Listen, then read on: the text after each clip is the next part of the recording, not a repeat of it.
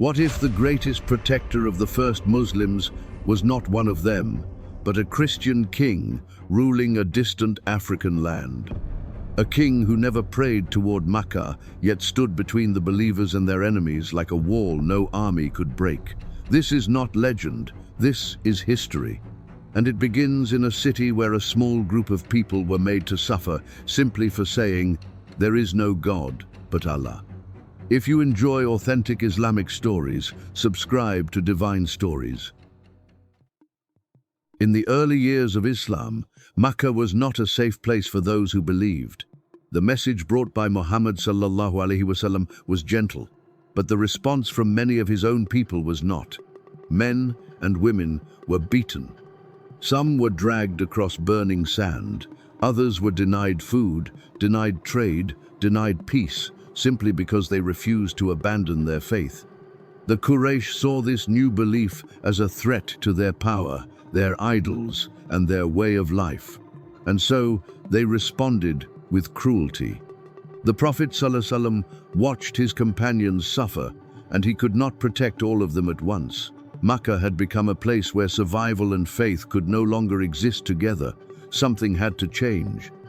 It was then that the Prophet ﷺ gave his companions unusual advice. He did not tell them to fight. He did not tell them to hide. He told them to leave, to cross the sea, and seek refuge in a land ruled by a Christian king, a land known as Abyssinia. He said, as recorded in the biographies of his life, that in that land there was a king under whom no one was wronged, a land of justice. This was the first migration in Islamic history, and it happened not towards safety among allies, but toward a stranger of a different faith, based purely on trust in his character. That king was Najashi, known in history as the Negus of Abyssinia. He was not a Muslim. He was a Christian ruler, respected across nations for his fairness. He did not know these refugees. He did not know their Prophet ﷺ, yet he opened his land to them without hesitation. A small group of Muslims, men and women, some carrying children, boarded ships in secrecy and crossed the sea to a foreign kingdom. They arrived with nothing but their faith and the clothes on their backs. And in that unfamiliar land, they found something they had not found in their own home: safety. But the peace did not last unchallenged. When the leaders of Quraysh learned that the Muslims had found refuge and protection, they grew furious. If Najashi welcomed them, their oppression had failed. So they devised a plan. They sent two of their most persuasive men, Amr ibn al-As and Abdullah ibn Abi Rabia, carrying gifts for the king and his advisors, hoping to buy influence before the Muslims could even speak. The two men entered the royal court and presented their case.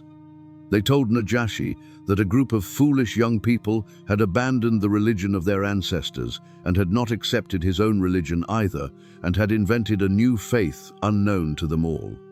They asked the king to hand these people over without even allowing them to explain themselves.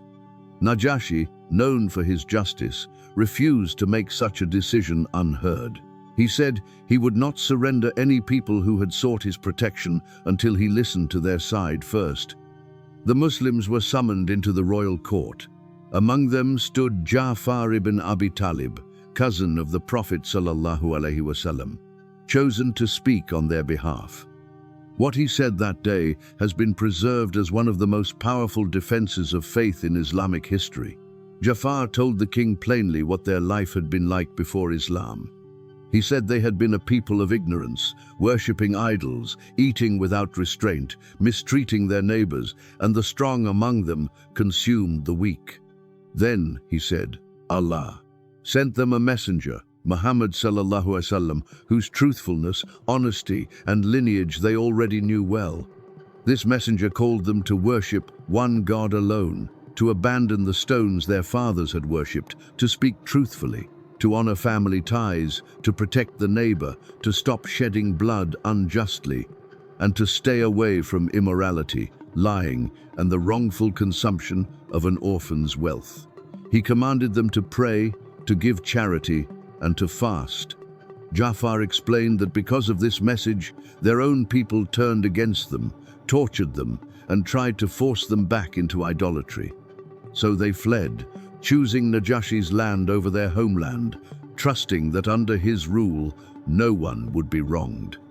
Najashi listened closely. Then he asked a question that would change the direction of the meeting. He asked if Ja'far had with him anything that had been revealed to their Prophet ﷺ from God. Ja'far answered that he did, and he recited verses from Surah Maryam, the chapter of the Qur'an describing the birth of Isa alayhi son of Maryam, and the purity and devotion of his mother. As the verses were recited, describing Maryam's devotion and the miraculous birth of Isa alayhi by the will of Allah, something moved in the heart of the king. It is reported that Najashi wept, his beard becoming wet with tears, and the Christian bishops beside him wept as well, moved by words that echoed the truth they too believed in about Isa alayhi salam. Najashi then made his judgment clear. He said that what had just been recited and what had been brought by Musa alayhi salam came from the same source of light. He turned to the Quraysh envoys and told them plainly that he would not hand these people over. They were free, safe, and under his protection. Amr ibn al-As, unwilling to accept defeat, returned the next day with a new strategy. He told the king that the Muslims held beliefs about Isa alayhi salam that Christians would find deeply offensive, hoping this claim would finally turn the king against them. Najashi called the Muslims back and asked them directly what they said about Isa alayhi salam, son of Maryam. Ja'far answered without fear. He said they believed what their Prophet ﷺ had taught them, that Isa alayhi salam was the servant of Allah, his messenger, his spirit, and his word placed into Maryam, the pure virgin.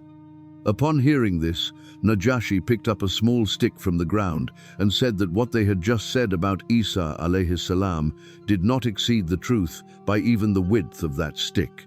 Then he declared once more, in front of his own bishops and priests, that the Muslims were safe in his land and that anyone who insulted them would be punished.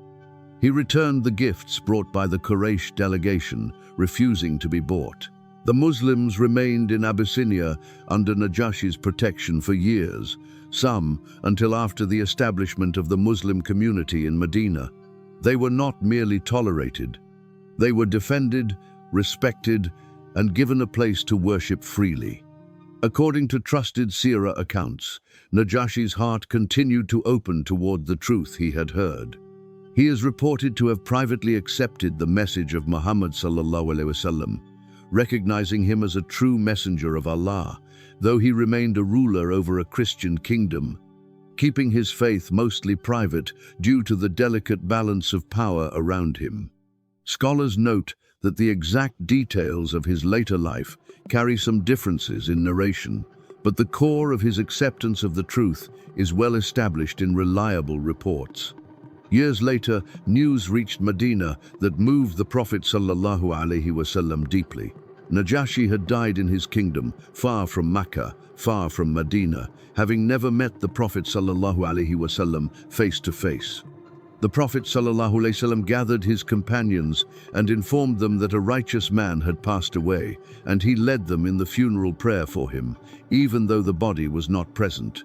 This prayer, known as Salat al-Ghaib, was performed for Najashi, a mark of honor rarely given, showing the deep respect the Prophet ﷺ held for a king who had sheltered his people when no one else would.